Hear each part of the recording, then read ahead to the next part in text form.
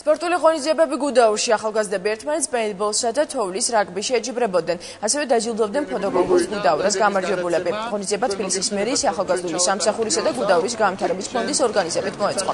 გამარჯვებულებმა სპეციალური საჩუქრები და პრიზები მიიღეს.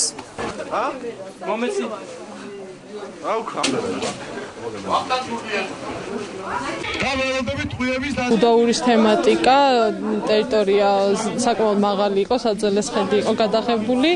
გამარჯვებას ნამდვილად არ ველოდი. სიმართლე გითხრათ, არც გაგზავნოს ვაპირებდი, მეგობარმა ძალიან მთხოვა. შევარჩიეთ 30 კონკურსანტი, რომლებსაც მიეცათ დავალება.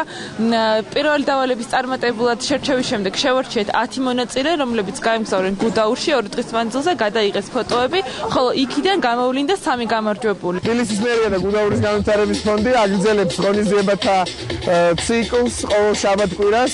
ჩვენ დღეს დავაჯილდოვეთ 2 კონკურსის გამარჯვებული, მათ შორის ფოტოკონკურსის გამარჯვებული, რომელიც ჩვენს მიერ იყო გამოცხადებული, მოყვარულთა სნოუბორდერების შეჯიბრის გამარჯვებულები. მიმდინარეობს რამოდენიმე ღონისძიება, ეს არის ღონისძიება პეინტბოლში და ყველა დამსვენებელს შეუძლია ისე ამონოს, ამით აგრეთვე ტარდება ჩემპიონატი თოვლის რაგბიში.